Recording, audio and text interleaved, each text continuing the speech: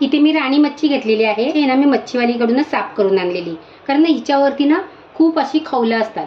हिला pink colour असतो, थोडासा पिवळा कलर असतो आणि हिच्यावरती भरपूर खवलं असतात, म्हणून ती घरात आपण काढायला गेले तर सगळीकडे उडत राहतात. मच्छीवालीकडूनच हिला साफ करून आणायची. हिला साफ करून आणलेली आहे. एक मी 3 ते 4 वेळा स्वच्छ धुवून घेतले आणि असे चिरे देऊन घेतले, म्हणजे आतमध्ये ना मीठ मसाला चांगला लागेल. राणी मच्छी आहे ना आपण फ्राय करणार आहोत, एकदम झणझणीत अशी. मच्छी म्हटले ना तर तिखट आंबट पाहिजेच, तर तिला चांगली चव येते. पाव चमचा हळद, चवीप्रमाणे मीठ आणि 2 चमचे आगळ. त्या आगळऐवजी ना तुम्ही कोकम घातलं ना तरी पण चालेल. याला आपल्याला चांगलं मिक्स करून घ्यायचं. सर्व राणी मच्छीला ना हळद मीठ आणि कोकम आहे ना चांगलं लावून घ्यायचं. पहिलं असं हळद मीठ कोकम लावलं ना तर मच्छीमध्ये चांगलं मुरतं आणि मच्छीला चांगली टेस्ट येते. मग आणि एक 10 मिनिटं हिला झाकून ठेवायचं. 10 मिनिटानंतर आपण याला अजून दुसरे मसाले लावणार आहोत. आपले राणी मच्छीला 10 मिनिटं झालेली आहेत. अर्धा चमचा धना पावडर, छोटे 2 चमचे घरचा लाल मसाला, 1 चमचा आलं लसूण मिरची कोथिंबीरची पेस्ट. याला पण आपल्याला चांगलं मिक्स करायचे आणि सर्व राणी मच्छीला लावून घ्यायचे. सर्व मच्छीला ना चांगला मसाला असा लावून घ्यायचा आहे. आपण हे जे कापलेले भाग आहेत ना कट दिलेले, त्याच्यामध्ये पण मसाला भरायचा चांगला असं सर्व दोन्ही साईडनी.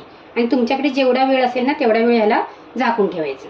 मच्छी फ्राय करण्यासाठी ना इथे मी 3 चमचे रवा घेतलेला आहे आणि चिमूटभर मीठ घेतलेलं आहे, म्हणजे वरचं आवरण आहे ना त्याचं पचपचीत लागायला नको म्हणून. आणि तुम्हाला वाटत असेल आपली मच्छी तिखट झाली नाहीये तर थोडंसं तुम्ही याच्यामध्ये तिखट आणि हळद घातली तरी चालेल, पण मी फक्त मीठ आणि रवाच मिक्स केलेला आहे.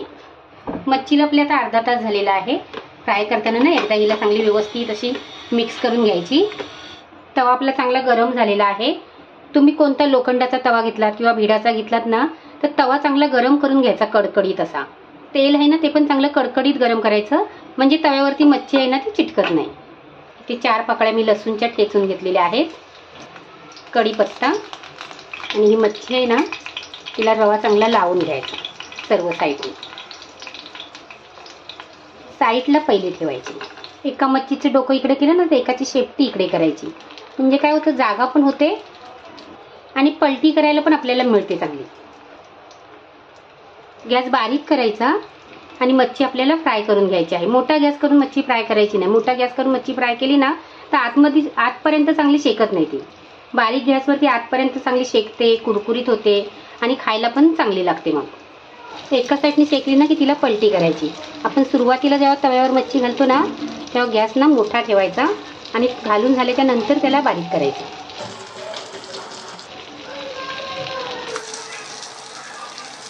तर या बाजून पण चांगली शेकून घ्यायची.